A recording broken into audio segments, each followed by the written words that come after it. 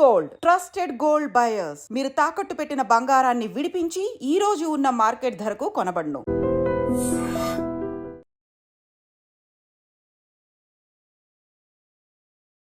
మరి ఆత్మలు దయ్యాలు కూడా ఉన్నాయని చెప్పి పట్టి పీడిస్తున్నాయని చెప్పి ఈ సినిమాల్లో సీరియల్లో చూసిన తర్వాత ఏమైపోయిందంటే జనాలకి ఎవరిపైన కోపం ఈ శత్రుత్వం ఉంటే వాళ్ళు చనిపోయి పట్టి పీడిస్తున్నారని చెప్పి ఇలా రకరకాలుగా మాట్లాడుకుంటూ ఉంటారు. నిజంగా ఇవి ఆత్మలు దయ్యాలు ఉన్నాయంటారా? ఆత్మలు దెయ్యాలు భూతాలు ఉన్నాయి. దెయ్యాలు ఇంట్లో దూపమే కానీ పారిపోతాయి, అవి మనిషిని ఏం చెయ్యవు. భూతాలు ఏదన్నా అమ్మవారి గుడిలోకో హనుమాన్ టెంపుల్లోకో ఆంజనేయ స్వామి గుడికి వెళ్ళి ఆ బొట్టు సింధూరం కానీ బొట్టు కానీ తీసుకొచ్చి బొట్టు పెట్టి ఓ నిమ్మకాయ దేవుడు చేస్తే ఇంట్లో అమ్మో పెద్దవాళ్ళు ఎవరో ఉంటారు వాళ్ళు దేవుడు చేస్తే పోతాయి. ప్రేతాలు మనిషిని ఇబ్బంది పెడతాయి. ఇప్పుడు ఈ ఆత్మలు దయ్యాలు ప్రేతాలు డిఫరెన్స్ ఏంటండి? ప్రేతాలు అనేవి అన్ఎక్స్పెక్టెడ్గా మరణం పోలేనటువంటి ఆత్మలు, ఇంకా బతకాల్సిన సమయం ఉండి ఓకేనా ఏదైనా బలమైన కారణం వల్ల చనిపోతారు. వీళ్ళకి బ్రతకాలని మనసులో లాగుతుంటుంది కానీ ఆ కారణం వీళ్ళని చంపేస్తుంది. సో ఆ బలమైన కారణం వల్ల వీళ్ళు బలవంతంగా మరణం పొందేటప్పుడు వీళ్ళు భయపడతారు. అయ్యో దానివల్ల నేను చచ్చిపోవాల్సి వస్తుంది, నాకు ఇంకా నాకు బ్రతకాలని అనే భావన ఉంటుంది కానీ చనిపోతారు. ఈ భావనలో ఏం చేస్తారంటే ఈ ఆత్మ అనేది బయటికి పోకుండా మరొక జీవి మీద చేరి ఇది బ్రతకాలనుకుంటుంది. ఇది బ్రతకాలనే క్రమంలో ఏం చేస్తారంటే దాంట్లో ఉన్న ఆత్మ లాగేసి నేను జరబడాలనే భావనకు వెళ్తుంది. ఆత్మ అనేది పోతే ఆ శరీరం కూడా పడిపోతుంది కదా. కానీ ఆ విషయం ఈ ఆత్మకు తెలియదు కదా, ఈ ప్రేతాత్మకి. దీనివల్ల ఏమవుతుందంటే మొహం పాలిపోవటం, పిచ్చి పిచ్చి కలలు రావటం, ఎప్పుడు ఒళ్ళు నొప్పులు చేయటం ఇత్యాది లక్షణాలు ఉంటాయి. ఊకొని జ్వరాలు రావటం ఇలాంటి లక్షణాలు ఉంటాయి. కానీ దాన్ని చాలా గట్టిగా పూజ చేయాలి, అంత తేలిగ్గా పోవు. ఇది హనుమాన్ తంత్రం కానీ కాళీ తంత్రం కానీ పూజ చేయాలి. ఈ కాళీ తంత్రం అనేది కాళీ ఉపాసకుల దగ్గరికి వెళ్తే ఇలాంటివి చాలా సింపుల్గా వెళ్ళిపోతాయి. కాళీ తంత్రం అనేది చాలా గట్టిది కనుక ఉన్న దశమహావిద్యల్లో అతి గొప్ప విద్య మొదటి విద్య కాళీ తంత్రం. ఈ కాళీలో కూడా రకాలు ఉంటాయి. దక్షిణ కాళీ, భద్రకాళి, శ్మశాన కాళీ, చండీ కాళీ, ఇలా రకాలు ఉంటాయి. 8 రకాలు ఉంటాయి. వీటిలో దక్షిణ కాళీ చేసిన వారు రామకృష్ణ పరమహంస. రామకృష్ణ పరమహంస దక్షిణ కాళీ దర్శనం పొందారు. శ్మశాన కాళీ చేసిన వారు త్రైలింగ స్వామి వారు.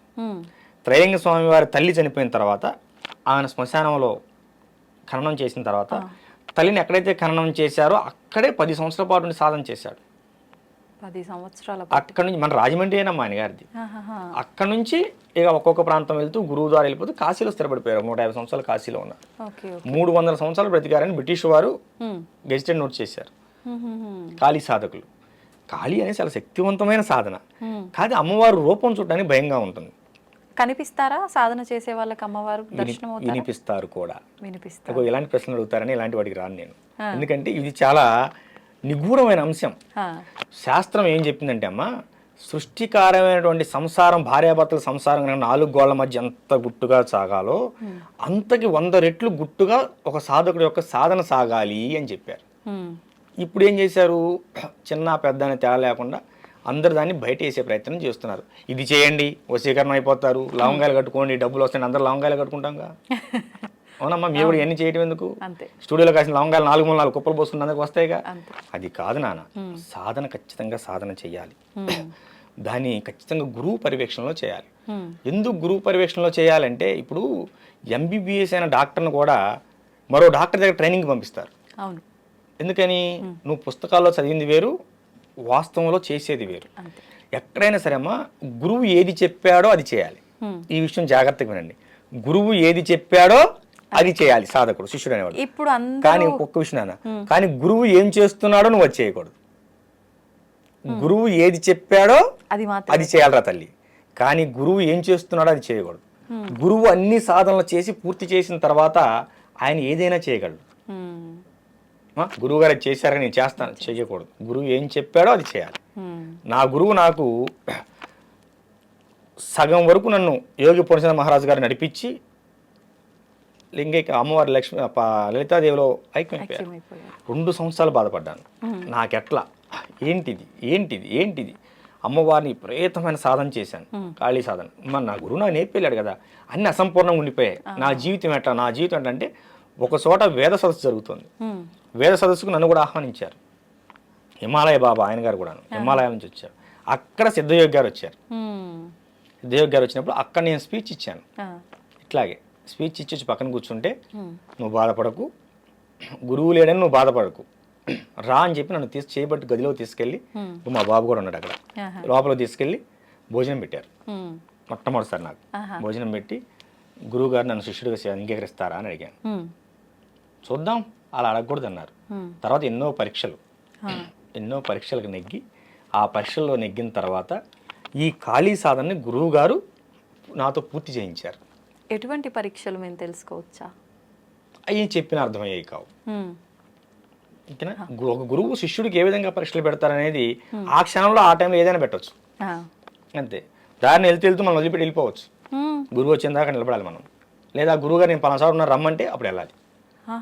ఇలాంటివి చాలా ఉంటాయి. అన్ని సాధన కూడా చాలా కఠినంగా ఉంటుంది. ఖాళీ సాధన అంటే శ్మశానాల్లో చేస్తారు, రోడ్లెంబడి చేస్తారు, బట్టలు లేకుండా చేస్తారు. ఇలాంటివన్నీ ఉన్మాద ప్రవృత్తులు. నేను నాకు దేవస్థానంలో చేశాను, మన అఖిలాండేశ్వర అమ్మవారి దేవస్థానం. మా గురుదేవులు యోగి పూర్ణచంద్ర మహారాజ్ గారు వారి స్వస్థాలతో శుద్ధమైన తాంత్రిక విధానంలో, వేదోక్తంగా కాదమ్మ, శుద్ధమైన తాంత్రిక విధానంలో అమ్మవారిని సర్వజ్ఞ పీఠం, నాకు పీఠాన్ని ప్రకటించి నన్ను పీఠాధిపతిగా ప్రకటించి 2016 అక్టోబర్ 2వ తేదీన దసరా నవరాత్రుల మహోత్సవాల్లో తెల్లవారుజామున బ్రహ్మముహూర్తంలో ప్రతిష్ఠించారు. నేను నా గుడిలోనే నేను ఖాళీ సాధన మొత్తం పూర్తి చేశాను. ఎన్ని సంవత్సరాలు పట్టింది మీకు సాధన కంప్లీట్ అవ్వడానికి? 2007 22 మరి నాకు సిద్ధయోగులు గారు వచ్చిన తర్వాత కదా పూర్తి అయిపోయింది. 2007 నుంచి మొదలు పెడితేను 2022కి పూర్తయింది. లెక్కేసుకోండి, 13 సంవత్సరాలు పట్టింది. 15 సంవత్సరాలు పట్టింది. ఇప్పుడు ఎలా ఉన్నారు సాధకులు? ఇవాళ మంత్రం ఇచ్చారు గురువు గారు, మనకి ఎప్పుడు ఫలితం వస్తుంది? మనం నెల చేసామే, లేదు నాన్న, నెల 2 నెలలు. అసలు మనకు ఒక దేవతా మంత్రం మనకు అర్థం కావాలంటే అమ్మ, నువ్వు ఆగకుండా రోజుకు 3 గంటల చొప్పున 180 రోజులు సాధన చేయాలి, జపం చేయాలి. అప్పుడు నీకు ఆసనం అంటే ఎలా కూర్చోవాలో అర్థమవుతుంది. అర్థమైందా? కూర్చునే విధానం కూడా ముఖ్యమా? చాలా ముఖ్యం నాన్న. అంటే అది కంప్లీట్ మీరు ఉపాసన పరులుగా ఉన్న వాళ్ళక, మాలాంటి సామాన్యులకు కూడానా? ఎవరైనా ఒక మంత్ర సాధన చేయాలంటే ఆసన శుద్ధి కావాలి, ఆత్మశుద్ధి కావాలి, శరీర శుద్ధి కావాలి. గురువు శరీర శుద్ధి చేసి నీకు మంత్రాన్ని ఇస్తాడు. ఈ మంత్ర సాధనలో ఇన్నాళ్ళు దీన్ని చెయ్యి అంటాడు, చేయాలి.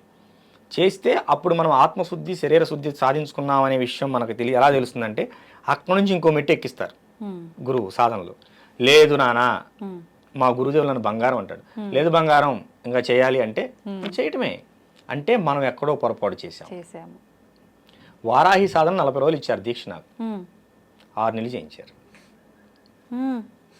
ఇంకా అవ్వలేదు దీక్షలో, వారాహి దీక్షలోనే ఉన్నాను నేను. అవునా? రేపు పౌర్ణానికి అవుతుంది, పౌర్ణానికి పూర్ణం అవుతుంది అన్నారు నిన్నే గురుదేవులు. 40 రోజులు దీక్ష, మండల దీక్ష కాలమని వారాహి దీక్ష ఇచ్చి 6 నెలలు చేయించారు. ఎందుకని? మీరు లోపం చేస్తున్నారా లేదంటే ఏంటి? ఎందుకని అనే ప్రశ్న గురువును అడగకూడదు. అడిగిన రోజు నువ్వు శిష్యుడిగా పనికిరావు. ఒకవేళ మీకేమైనా అర్థమైందా ఎందుకు ఇలా జరుగుతోంది అని గురువు గారిని ప్రశ్నించకపోయినా? అంటే వారాహి దీక్ష అనేది శక్తి దీక్ష, అంటే మన బాడీ గార్డ్. నాకు భవిష్యత్తులో ఆమె అవసరం ఎక్కువగా ఉన్నదేమో. ఇప్పుడు ఈ ఆధ్యాత్మిక ప్రపంచంలో, లౌకిక ప్రపంచంలో శత్రువులు కనిపిస్తారు నాన్న, ఆధ్యాత్మిక ప్రపంచంలో శత్రువులు కనిపించరు. కనుక ఆధ్యాత్మిక ప్రపంచంలో నాకు భవిష్యత్తులో ఏమైనా శత్రు బాధలు ఉంటాయేమో శత్రువు వలన, కనుక అది నా వరకు చేరకూడదంటే ఏమని చేయవలసి ఉంటుందేమో. నాకు అసలు ఆలోచన కూడా లేదు. గురువుగారి వారాహి నవరాత్రులప్పుడు గురువుగారికి ఫోన్ చేశారు, నాన్న నీ వారాహి దీక్ష ఇస్తున్నా, మొదలుపెట్టాం. 41 రోజులు అయిపోయింది గురుదేవా అని ఫోన్ చేశాను. మెసేజ్ పెట్టమే, వాళ్ళు స్పందిస్తే మనం తిరిగి ఫోన్ చేయాలి, అంతేగాని ఫోన్ చేయకూడదు. మెసేజ్ పెట్టాము, అందులోంచి మెసేజ్ నాకు ఫార్వర్డ్ అయింది, నాన్న నీ దీక్షను 6 నెలలు పొడిగించాను, చేసుకో. మరి అంత కఠినంగా ఉంటుంది వారాహి దీక్ష అనేది. మరి 6 నెలల నుంచి చేస్తున్నాడు, చిన్న విషయం. దీక్షలు అనేవి గురుముఖంగానే తీసుకోవాలి, గురువు ఆధ్వర్యంలోనే చేయాలి, గురువు ఆధ్వర్యంలోనే దాన్ని ముగించాలి దీక్ష. అప్పుడు నువ్వు సాధకుడిగా శక్తిపరుడు అవుతావు. నేను మంత్రం చేశాను నాకేం తెలియలేదు, నేను కొన్ని రోజులు సాధన చేశాను అది తెలియలేదు, లేకపోతే మేము 10 సంవత్సరాలు సాధన చేస్తున్నామని ఎర్రబట్టలు కట్టుకుంటే ఏమీ లేదు. ఏమా ఇప్పుడు కెమెరాలు చిప్పు లేకుండా ఎంతసేపు వీడియో తీస్తే ఉంది అంతే. ఇప్పుడు కొంతమంది ఒక 6 నెలలకు సంవత్సరానికి ఫేడ్ అవుట్ అయిపోతూ ఉంటారు. ఎందుకని? ఏదో కాస్త కూర్చి చేసినటువంటి శక్తి సాధనా ఫలం అని నీ చుట్టూ కొంత ఆరా ఉంటుంది. ఈ లౌకిక ప్రపంచంలో కొన్ని రోజులు నువ్వు మెరుస్తావు. తర్వాత ఒక గురువు అనేవాడు నాన్న నిత్య సాధకుడై ఉండాలి, నిత్యం సాధన చేస్తూనే ఉండాలి. దీపం అనేది వెలుగుతూ ఉంటేనే మరొక దీపాన్ని వెలిగించగలదు, చీకట్లో నీకు దారి చూపించగలదు. గురువు అనేవాడు నిత్యం వెలుగుతూనే ఉండాలి, అంటే నిత్యం సాధన చేస్తూనే ఉండాలి. ఇది మా గురుదేవులు మాకు చెప్పినటువంటి మాట. మా పూర్ణచంద్ర మహారాజు గురుదేవులు కానీ సిద్ధయోగులు వారు కూడా చెప్పినటువంటి మాట. పూర్ణచంద్ర మహారాజు గారి యొక్క సాధనలో ఉన్నప్పుడు కొంచెం ఉద్వేగంగా ఉండేవాడిని, ఆవేశపూరితంగా ఉండేవాడిని. సిద్ధయోగి గారి శిష్యరేఖంలోకి వచ్చిన తర్వాత శిష్యుడుగా నన్ను అంగీకరించిన తర్వాత, నేనంటంగా శిష్యుడికి వారు అంగీకరించిన తర్వాత, మొట్టమొదటిసారి ఒక గురువుగా వారిని దర్శించుకున్న తర్వాత నాలో వచ్చిన మార్పు, నా యొక్క ఆవేశం అనేది కానరాకుండా పోయింది. గురువు గారు కూడా అలానే ఉంటారు కదా, శాంతంగా. అంటే మీ విషయంలో కూడా అలానే ఉంటారా, మా అందరితో అలా ఉంటారా? లేదమ్మా, చాలా కఠినంగా ఉంటారు శిష్యుల విషయంలో. ఏది చెప్పారో అది చేయాలి అంతే. అలా ఇప్పుడు తండ్రి ఎందుకు కోప్పడతాడు, బిడ్డ బాగుండాలనే కదా. కానీ చాలా ప్రేమగా ఉంటారు. సాధన విషయంలో అసలు చాలా కఠినంగా ఉంటారు. కొంచెం దీనికి చెప్పాను కదా చేయి ఇంకా అడగకూడదు.